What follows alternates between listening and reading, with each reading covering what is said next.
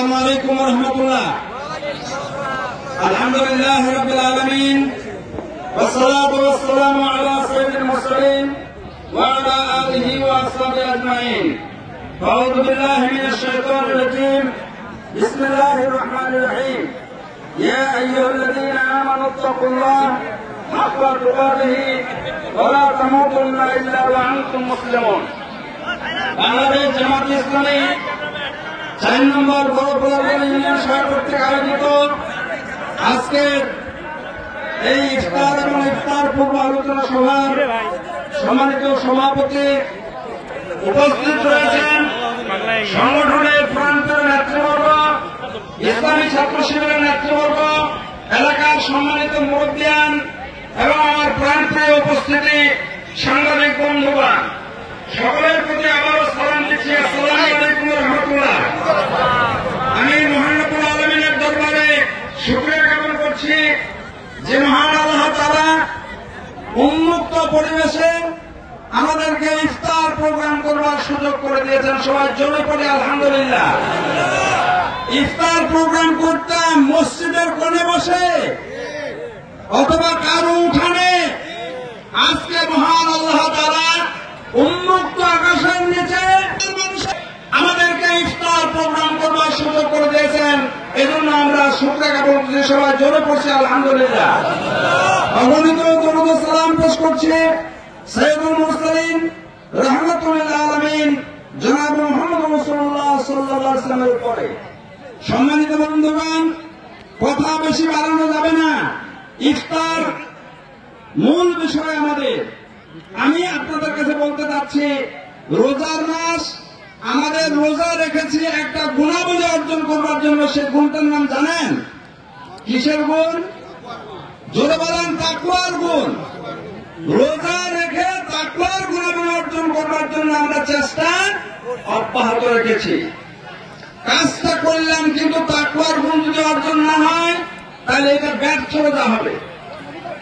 আমি আপনাদেরকে অনুরোধ করব, তাকওয়া বলতে, আল্লাহ ভীতি বলতে, আল্লাহর জাহান্নাম থেকে মুক্তি বলতে যে জিনিসটা বোঝায় সেটা হলো জীবনের প্রতিটি ক্ষেত্রে শুধুমাত্র ভয় করব।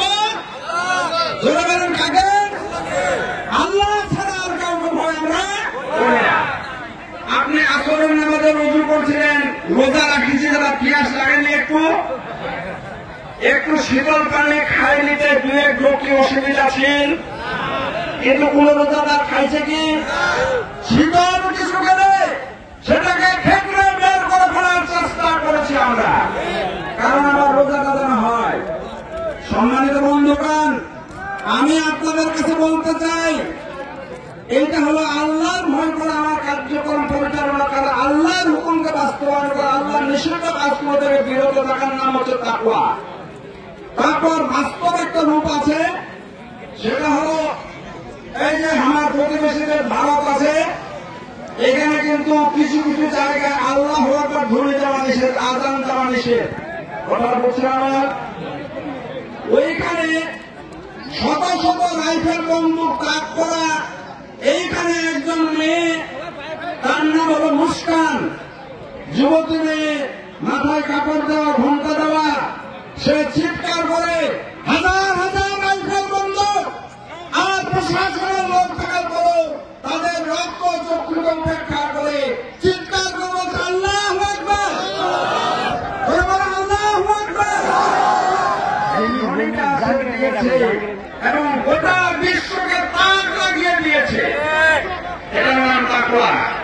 তাকওয়া মানে হলো দুইটা মন্ত্রণালয়ের দায়িত্ব পালন করেছেন মহানবী মোহাম্মদ মুজাহিদ, যারা দুজনেই বালিয়াবন্দের মাঠে এসেছিলেন, আপনারা দেখেছেন না? তারা 3টে মন্ত্রণালয়ের দায়িত্ব পালন করছে 5 বছর। দেশি বিদেশি সকল আন্তর্জাতিক সংস্থাগুলো গোয়েন্দা বিভাগ দিয়ে তন্ন তন্ন করে খোঁজা হয়েছে তাদের মন্ত্রণালয়ে কোন দুর্নীতি পাওয়া যায় কিনা। সংগ্রামী বন্ধুগণ, খুব গর্বের সঙ্গে আমরা বলতে চাই, তাদের মন্ত্রণালয়ে 1 টাকার দুর্নীতি আবিষ্কার করতে পারে নাই। তাহলে দুর্নীতি মুক্ত মন্ত্রণালয় তারা পরিচালনা করেছিলেন। আপনারা